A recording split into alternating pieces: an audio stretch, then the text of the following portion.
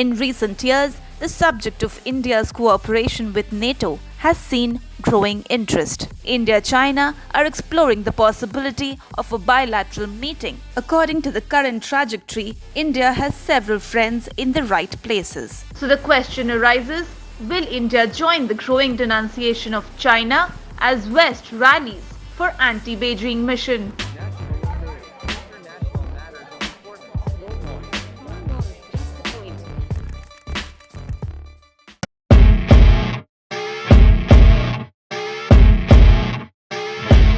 Over centuries, China has remained a distant, slightly mystifying neighbour of India. But the shadow of strategic concerns about India-China ties are anchored in the border standoff in eastern Ladakh. And for the world, it is the geostrategic Indo-Pacific area. As China appeared to be in NATO's gunsight, the recent meeting on June 28th was unprecedented in more ways than one. The China factor is one of the fundamental reasons for the formation of multinational forums like Quad, AUKUS, etc. But the recent closer ties between NATO and the Asia-Pacific nations have prompted alarm in Beijing. However, the India-China relationship seems to have taken a major step forward amid the growing tension. During the summit, NATO flagged the deepening strategic partnership between China and Russia, including freedom of navigation in Indo-Pacific region. In the last few years, European countries have asserted to play a significant role in the Indo-Pacific region.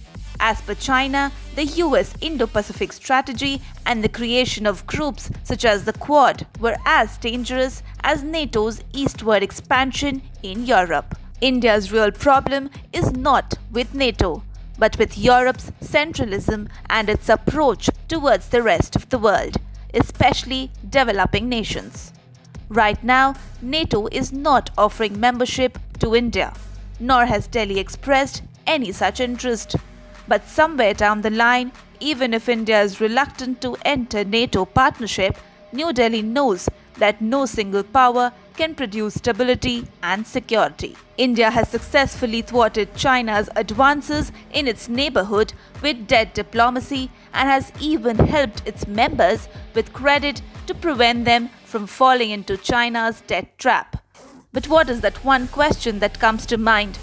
If India does join NATO, what will be the implications?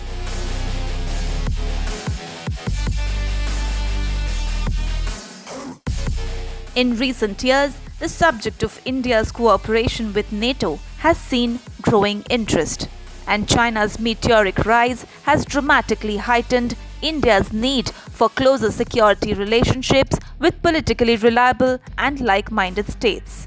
While NATO partnerships do not carry the Article 5 guarantee of collective defense against armed attack, they nevertheless come with regular defense dialogues, military-to-military planning, and joint exercises that improve readiness, interoperability, and predictability. This would create a deterrence for hostile neighbours, China and Pakistan.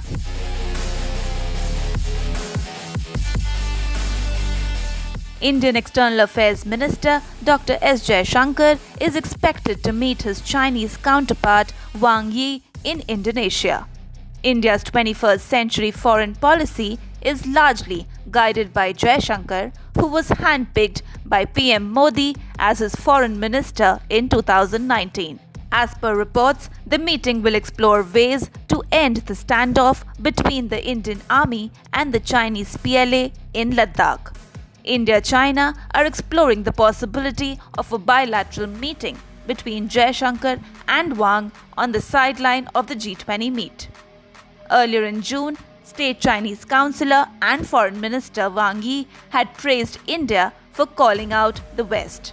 The Chinese leader highlighted the way Jaishankar expressed his disapproval of European centralism. Wang Yi said Jaishankar's remarks on Europe were a reflection of India's tradition of independence. The Chinese FM further objected to meddling by external forces in China-India bilateral ties.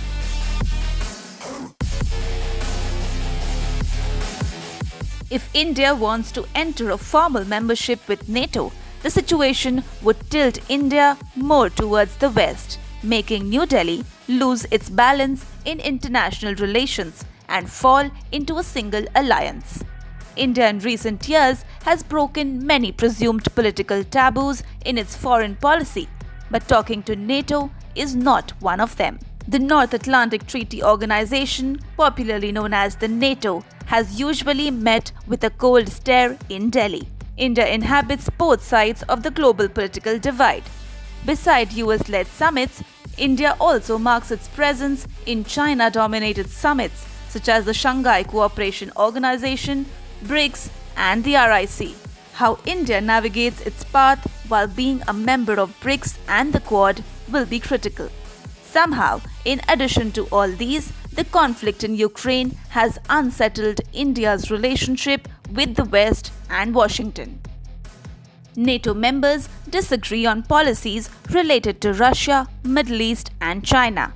Considering that India still is heavily dependent on Russian military equipment, joining NATO seems like an eminently bad idea.